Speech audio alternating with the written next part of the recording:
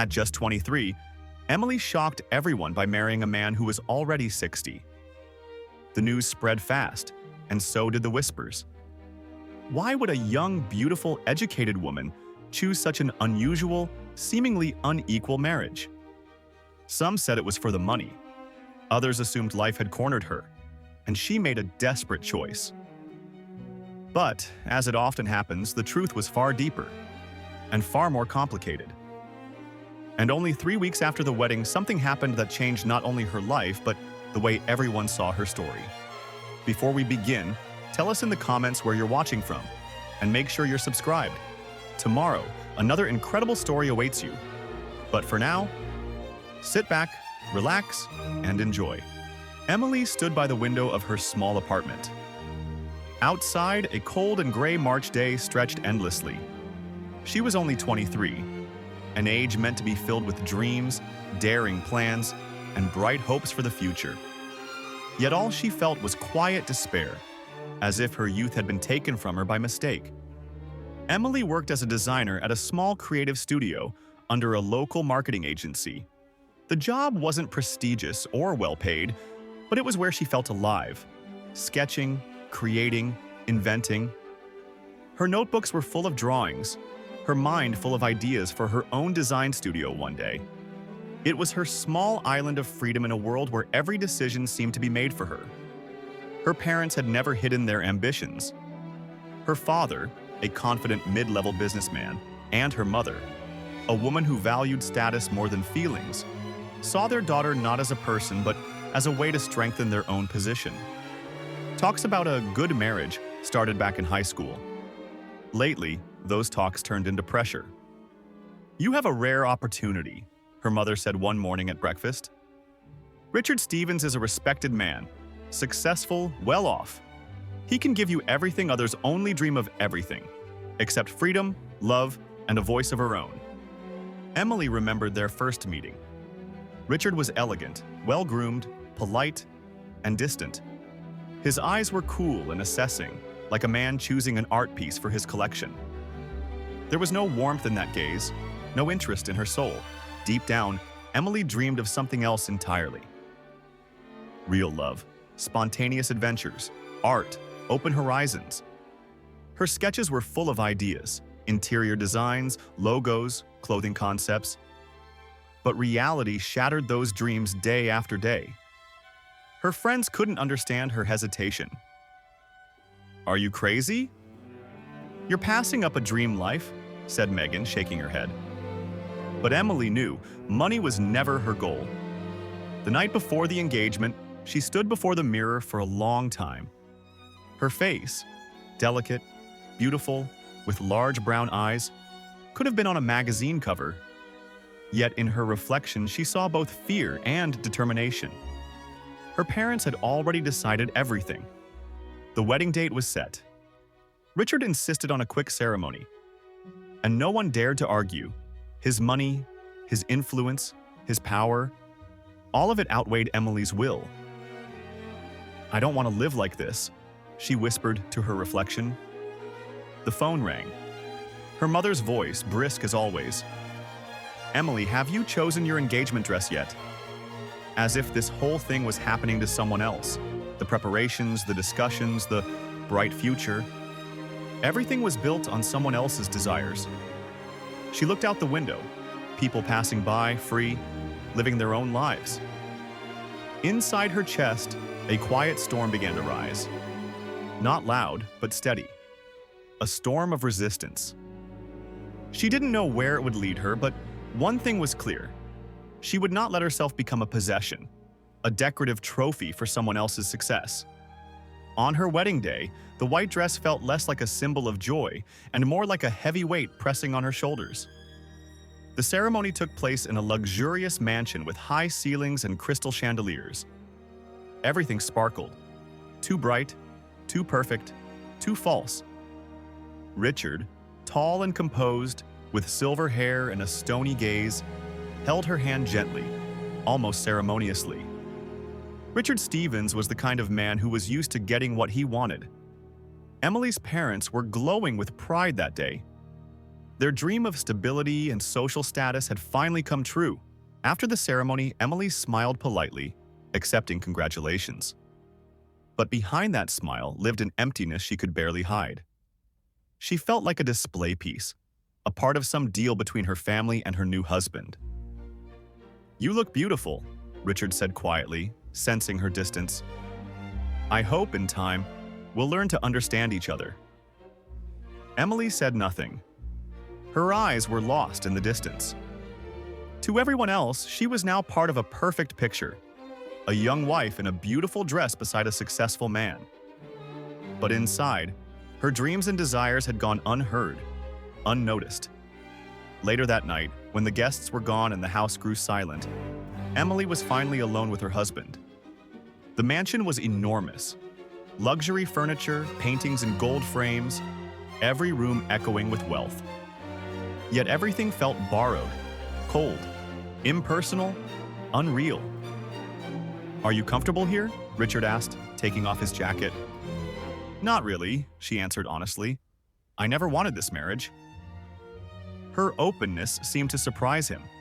He stopped for a moment, studying the young woman who was now officially his wife, though in truth, a stranger. The first days of their life together passed in silence, wrapped in polite distance. Every morning, Emily sat by the tall window in the dining room, slowly turning a fork in her hands. In front of her, a perfect breakfast, an omelet with herbs, berries in a crystal bowl, hot tea in a porcelain cup trimmed with gold. It was all beautiful and completely lifeless. Inside, a storm was growing. She didn't feel like the lady of the house. She felt like a well-kept prisoner, a beautiful, polished captive. From the very first day, she sensed how the invisible walls were closing in. Not cruelly, but firmly. Richard was polite, attentive, but distant, detached, unreadable. In her parents' eyes, he was perfect. They saw in him everything they had ever wanted: success, respectability, security. And in Emily, they saw proof that their plan had worked. But this wasn't her life. It wasn't her choice. It wasn't her dream. Richard could see her detachment. He noticed her silence but never tried to break it. Day by day, she felt herself fading, losing that version of Emily who once stayed up all night sketching, dreaming of opening her own design studio, creating clothes people would fall in love with at first sight. "I can't live like this anymore," she said one quiet Sunday morning. Her voice was soft but steady, the kind of tone that comes when a person finally reaches the edge. Richard slowly set down his fork. There was no anger in his eyes, only curiosity. "What do you mean?" Emily looked up. Her hands trembled slightly, but her voice stayed calm. "I feel like a doll, beautifully dressed, taken care of, but sold. I have no choice, no freedom. I'm not living. I'm just existing." Tears shimmered in her eyes, but she didn't let them fall. It was their first real conversation. Not about the weather, not about guests or schedules, but about her. Only a few weeks had passed since the wedding, but for Emily, they were the heaviest weeks of her life. She lived surrounded by comfort and wealth, yet inside her grew a quiet, painful despair. Everything that once gave her life meaning had turned into a faint echo of a world she was slowly losing. Emily stopped drawing. She stopped looking for inspiration. Her sketchbook lay forgotten in a drawer, just like the part of her that used to dream. Every call from her parents only deepened the quiet storm inside her. Her mother's cheerful voice always asked the same thing. "How's life with such a respectable man, sweetheart?" And every time Emily felt the same emptiness. "Stability is more important than love," her parents kept saying. But Emily didn't want stability. She wanted herself back. One early morning when sunlight slipped through the heavy curtains, she opened that old sketchbook. She drew one line, then another, with each stroke. It felt as if she was waking up from a long, cold sleep. For the first time in months, she could breathe again. She knew she couldn't hide it anymore. Her voice needed to be heard. When she finally spoke to Richard again, she expected resistance, anger, maybe even pressure. But instead, he sat down quietly, his voice calm. "I can see you're unhappy," he said. "I knew it from the start." Emily looked at him, surprised. "Then why did you agree to this marriage?" He sighed. "Because your parents were determined, and I thought maybe I could make you happy in my own way." There was a long pause. Then he added softly, "But I don't want to be your cage. I have a proposal. Live the way you want. The house is yours. I'll keep supporting you financially. You're free." Emily stared at him, speechless. Could it be that someone had finally heard her silent cry? "Why are you doing this?" she asked. "Because I once had dreams too," he replied. "And I know what freedom costs. It's worth more than any formality. It wasn't the end. It was the beginning, the start of a new, real life." Emily rented a small studio in a creative district downtown, a bright space with tall windows and exposed brick walls. No luxury, no servants, just peace, her own place, her freedom. The first days were hard. Her parents cut all contact. "A divorcee," her mother said coldly. Former friends whispered behind her back. "You left Richard Stevens?" Why? But there were others, people who believed in her.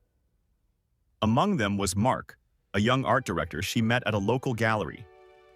He saw her talent and reminded her who she truly was, and she began to create again.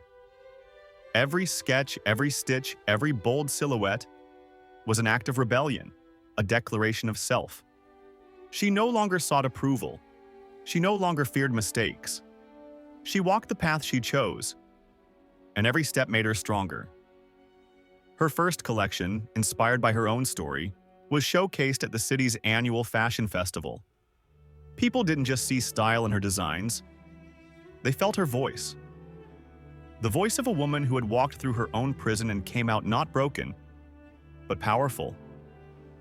One afternoon, while she was choosing fabric for her next dress, her phone rang.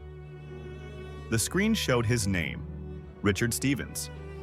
"How are you, Emily?" came his calm voice. "I'm great," she said, and for the first time, it was the truth. "I'm preparing for my next show.